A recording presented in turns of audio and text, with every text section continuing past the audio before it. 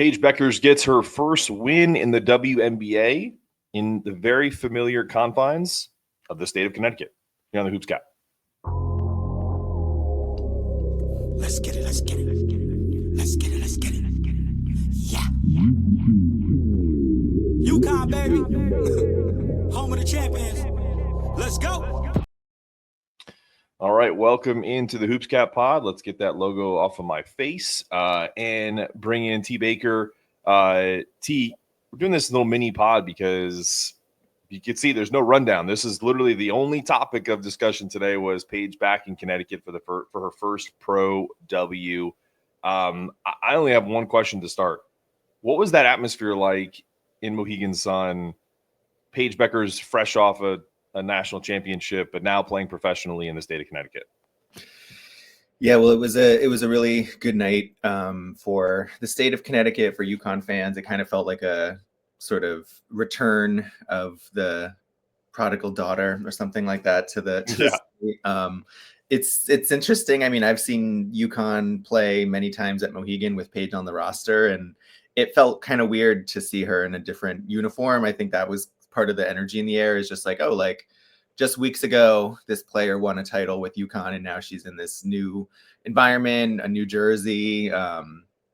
So it was the same crowd, I think, that has supported her over the past 5 seasons. Lots of number 5 jerseys, both UConn and Dallas in the audience. And it was for a Tuesday night, it was really packed. The upper bowls were full, and just I think just gratitude for Paige, what her legacy was in the state of Connecticut. And she got an ovation when she was introduced in the starting lineup, and really every time she touched the ball, fans were really excited.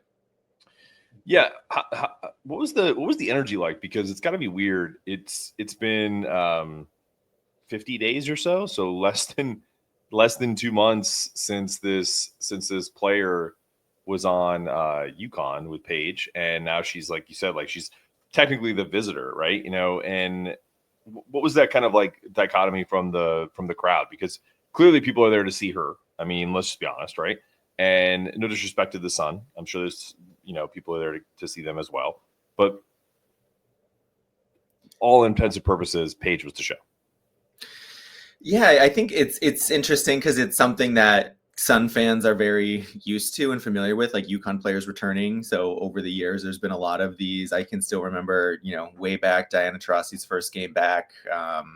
And there's just like an element of gratitude. I think it's funny because over the years, Diana started to get boos from Connecticut fans just because she's Diana, and like she's right. Talking shit to the home team, that kind of thing. So, but it was just a really interesting dynamic for me interviewing her alongside, like, the Connecticut media. Was just really fascinating because, this is a player who has built individual relationships with media members. Like, over the 5 years you're somewhere, you just kind of get to know people. So people just asking how she's doing, how she's adjusting, and just remembering that, she's a 22-year-old young person who just moved to a new city. This is her first job. She talked a little bit about just that shift of like, yeah, I go to work now and work is basketball. She's living alone in Arlington, and kind of mentioned like, maybe I need to get a dog because she's not used to being alone, not being on campus, not going to class. So it's just always interesting to see these players like step out of college and who they were there into this new role. I think the difference with Paige is that she's already kind of a superstar, like who makes a lot of money. She's already kind of been a professional athlete. So there's a different element to it than perhaps UConn players in the past. But, just a player who was really filled with gratitude. She joked that she hadn't lost in Mohegan Sun before, and she wasn't planning to that night. And that's what happened. She got her first win in Connecticut. What about her performance? 21 points, 5 rebounds, 7 assists. She's typically as efficient as she ever is, 8 of 10 from the floor. What did you think, just as, even forget about journalism, as a fan, like watching her play? How does she look? She looks really comfortable. I think, I had the chance to go to the shoot around earlier in the day yesterday. And, she was one of the last players there, just sitting with head coach Chris Coklanes, just looking over tape. he commented and just on how quickly she's adapted to the WNBA game. So like, really not just her talent on the court, but also her willingness and ability to connect with all of her teammates to try to build that team chemistry. It's who she was at UConn, right? It's just the type of teammate you want, the type of teammate who wants to get everyone involved. Last night, she really just showed out. I mean, the 8 for 10 is her typical efficiency. It felt like every curl that she took for like a mid-range jump shot went in, and it just felt automatic, and it's really good to see. I also think it sticks out. She had 7 assists, so she was, helping others score. She had 2 steals as well, and 1 pretty massive block on Bria Hartley that led to a transition basket, which really got the crowd excited because, it's like UConn. And I think that's the other interesting dynamic. It was a homecoming for a variety of reasons, because not only was it Paige's return, but Bria Hartley, Tina Charles, they and Olivia Nelson-Ododa, who you actually Paige was on her team in college. Like there was just an element to it, which was like a homecoming, and just reconnecting with players who, you share that alumni legacy with. Yeah. And not to mention, that some of her former teammates, not just from the WNBA, but, I think Caitlin Chen, Jenna Elfie, Caroline Ducharme. There were some other ones I'm probably missing. Ice Brady, I saw. Who of the UConn team currently showed up? And I know Caitlin's not on the team anymore, but her teammates from last year showed some love as well.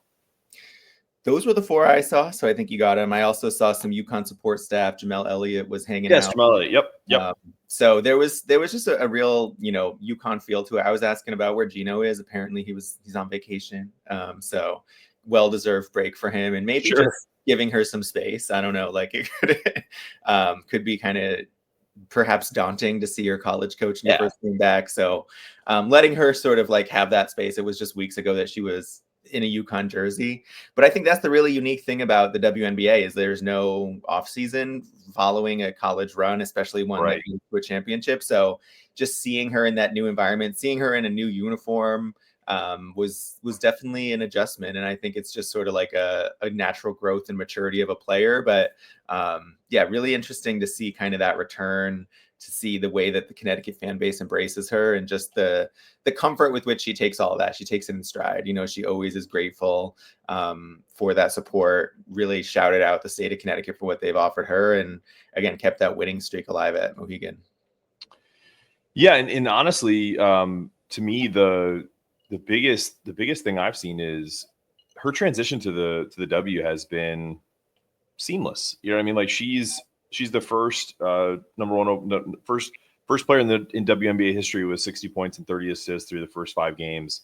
I think she tied a record last night, going 20, 21, 5 and 5. So she had 7 rebounds or 7 assists and 5 rebounds, but 25 and 5 and shoot 80%. So that efficiency moniker is not going anywhere anytime soon. We talked about this pre-show. She didn't lose a lot in college. Obviously she's in the Final Four every year, wins a national title last year. What's that adjustment like? Did she talk about that post game? Like, you lose your first 4 games in the pros to only win your first game after 5. So like, that's gotta be a crazy adjustment for a player of Paige's caliber. For sure. And she did address it after the game, post game. Someone asked about that. Like, did you ever lose AAU?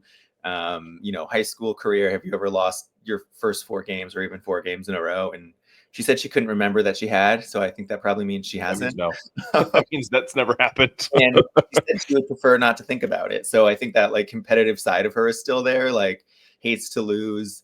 But it's an adjustment that most UConn players have to go through. I even, again, going back in time when Sue Bird joined the WNBA and she mentioned that transition point of like, we used to cry when we lost at UConn and it was like this big tragic thing. And then like in the WNBA, it's like, all right, what are we doing for dinner? Like, it's just another game.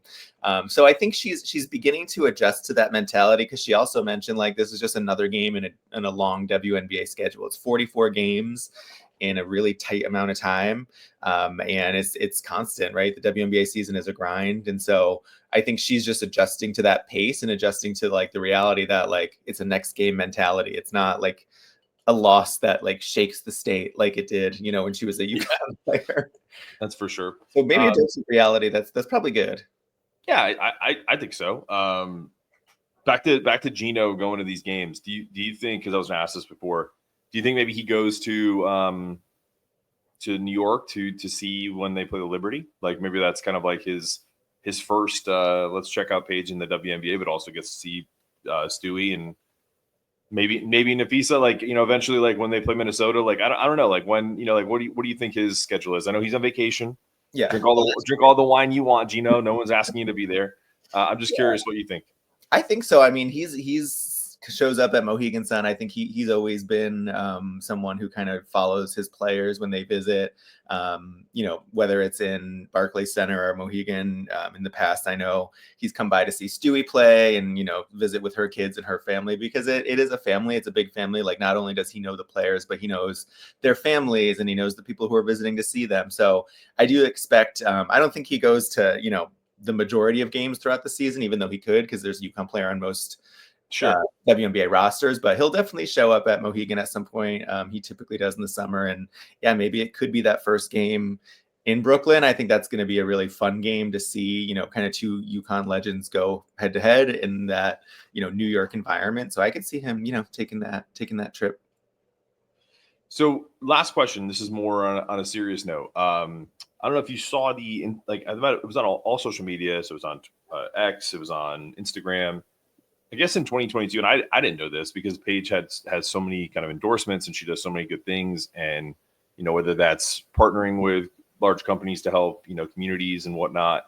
And I guess she launched a food market initiative for communities battling food insecurity.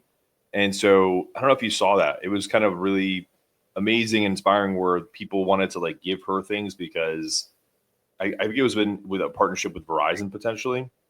But either way, to paint the picture, people came forth and just said, hey, what you did really helped me because it was embarrassing for my family and I to feel like we needed, a little help. But, what you started essentially allowed me to, finish high school or, without feeling like I was going to go hungry every day and stuff like that. So, and I'm paraphrasing, it's much more eloquent and well done than me talking about it. But I did anyone ask about that? It's not important, but I just was curious if like she addressed any of that, because it was kind of a pretty viral clip of, her charitable work and how really kind of how great of a person she is, not just the basketball side. Yeah, so if I remember correctly, that was in 2022 when they played in the Final Four in Minneapolis. So it was her home to her hometown, and she kind of did that as part of that. And so I think that the one thing that has been consistent about Paige is she's very clear about the blessings she has, and she shows up with a tremendous amount of gratitude. Like, I think that she has always stated, like, on being a pioneer in the NIL era, like she was, that she had an obligation to give back. She clearly has impacted every place she's ever played. Like Hopkins, Minnesota, named a day after her. She came to Connecticut and was active and involved in the community. Just so gracious of all the fandom, and is doing the same now in Arlington. Just mentioning that she wants to get involved in the community, and the WNBA is always very good about engaging players in that local community. So she's just the type of player who understands the platform she has, understands the responsibility that comes with it, and genuinely is a very hard player to root against. I think that's what's really unique about her. She doesn't have that like villain edit, and it's kind of interesting to see how she's been received in the league, let's say, as compared to like last season with Caitlin Clark and Angel Reese, of just like that drama narrative of it all. Like, she just kind of has like this attitude that the other players seem to like her. She seems to get along. She's joking with people on the other end. So I think she's just the type of player who's like pretty low drama and who just understands that she's massively blessed to be able to do what she loves every day and to get paid a lot of money to do it on and off the court. And it just feels that obligation to give back, which is just really special and unique. And she's going to have that off-court legacy alongside her on-court legacy as part of her overall story. Yeah, without a doubt. If you haven't seen that, anybody that's listening to this, definitely go check that out. Just honestly, just type in Paige Bueckers and it'll show up in videos or whatnot. But last question. Back to the basketball side of things, does this season feel like a complete rebuild for this Dallas Wings team, or do you think that they could potentially, as they start to, fill out this chemistry of this team, because it's got some talented players on the squad that can put up points. Do you think that this team is going anywhere, or is this going to be a frustrating year for Paige? It's early to tell. I mean, I think that I was having that same thought last night. There's a lot of talent. Not only is it, Paige, it's Auriemma, Maddie Segrist, another Big East legend. There's a lot of pieces. And I think that what I appreciate about, what the Dallas Wings coaching staff shared with media is like that this is just day-to-day building as we go type thing. Because I think the talent is there, but it's a drastically different team than last season. They had a different coach last season. They had Satu Sabali on the roster. They had different pieces that are not there anymore. So it really is an adjustment. I think it's an adjustment to figure out how Paige interacts with the other guards like Auriemma and Dejanay Carrington. So I think it's going to be a team that has, I think, a pretty sort of predictable growth curve over the next 1 to 3 years. I wouldn't be totally surprised if they're a team that ekes in the playoffs in one of the last spots, but I don't think that they are sort of top of the league at this point. That's still, New York, Minnesota, Vegas. Because I think one thing we underestimate in the WNBA season, it's so short and you don't often have time to build that chemistry just in one season. That takes time. And so these players not only is it about the talent, but it's also all right, how do we fit these pieces together? What's your role and how do we make it all fit? It's a fair point. All right. Listen, T, I appreciate you jumping on. I know it's a short little notice, quick little mini pod. I really wanted to kind of hear about anything that went on last night in the world of Paige Bueckers and, her formerly of the hoops capital of the world here. I guess the last question would be, did anything surprise you about the game last night? Was there anything she said or she did, or was anything from a crowd perspective? It's like I said, we've kind of covered it all, but I'm just curious if there's anything that you learned or anything that would surprise you last night.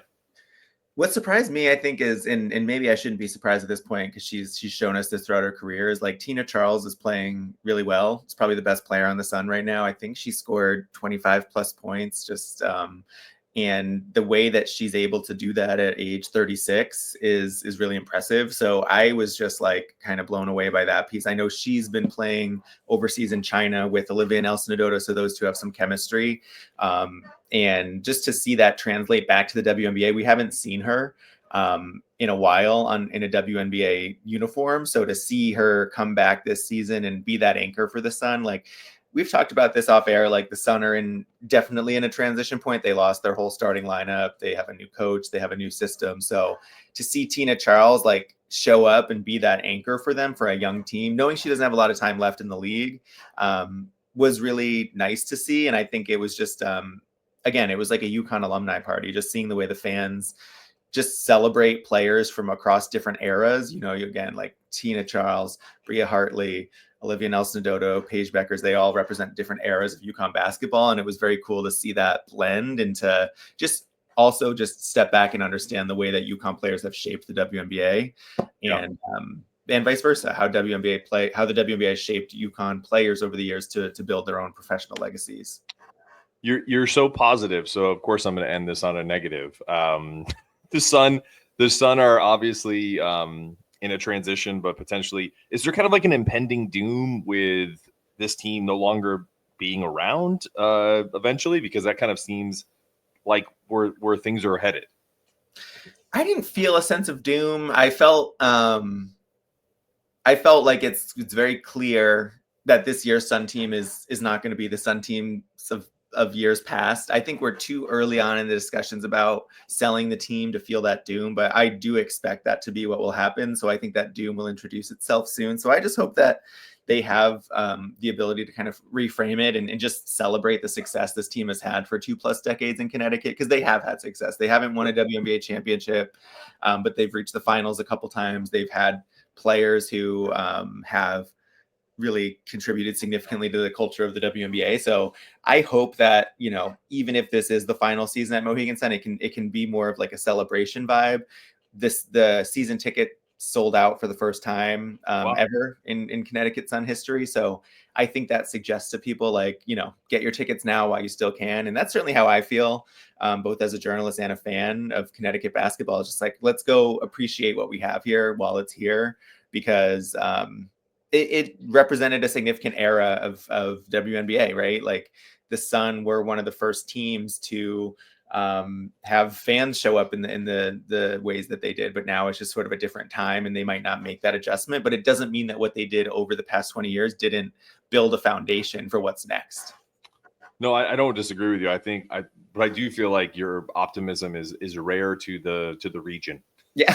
That way. Show up and celebrate versus like, can't believe they're going to take another one of our teams away. I think that's kind of like more of the conventional wisdom. I don't have the Whalers trauma as much, but also like I'm pretty agnostic in the WNBA. Like I don't root for one particular team, so it's not like they're my team. You know what I mean? I kind of just root for players, and I want players to have the best possible playing situations, and that truthfully might not be in Uncasville anymore next year. I hate to keep we're dragging this on, but like I honestly, this quote unquote mini pod is not going to be so mini anymore. But like I did want to ask, what do you think that phenomenon is when it comes to the like pro game versus college game? Because I grew up the same way. Like huge UConn fan, but when it came to pro sports, it was kind of like I just like players. Like I wanted players to do well. And if they did well, then I celebrated that team's win. But I wasn't like bandwagon, whoever wins the championship, I'm their fan. It was just like, if I like that player, I'm happy for them. I'm probably not going to buy a NBA or WNBA championship hat. You know what I mean? But I'm just curious, like, what do you think that phenomenon is in terms of like rooting for players versus the laundry of UConn? I think it's probably a combination of things, but primarily it's just that like the business of the WNBA is very transactional. Like it is a professional sports league, especially in the newer era of the WNBA. Free agency is very common. So you don't stick around with like one player that you see, and coaches change all the time. This past offseason, we had 8 new coaches in the WNBA. So you don't have that like continuity between like, sure, I really like this coaching style, or I like this program, or this school really speaks to me. And also these teams have moved a lot. Like this is a league in the beginning of its time, just its first 30 years. So there's been a lot of expansion teams and movement, and this team was Dallas used to be in Tulsa, now it's in Dallas, right? So it takes time to establish that culture. I think some of the WNBA teams do have that, like Minnesota Lynx come to mind because they just have a history of success. Seattle Storm, but for me it's just hard as a fan to really root for a specific team because the franchises shift so much, and it's hard to kind of identify that culture that you're rooting for, right? A new coach comes in and changes everything. At a college program, you often have a coach who can stay for many decades, like Gino Auriemma. So you have that same system. You see the evolution over time, where you don't have that as much in the WNBA or professional sports. No, I think you're right. And I think you just confirmed that I am old, because I prefer the stick around and I want to see you develop. But also that's changing in the college ranks too. But that's a whole other show, T. Yes. I appreciate you jumping on and talking about Paige coming back to Connecticut for her first pro W. Many more episodes, I'm sure we'll talk about her down the road and other players that don the UConn jersey. So T, appreciate you as always. This has been another episode, a little bigger than a mini pod of the Hoops Cap, but we're happy to bring it to you. We'll be back. See you soon. Let's get it, let's get it, let's get it, let's get it, let's get it, let's get it. Yeah. UConn, baby. Home of the champions.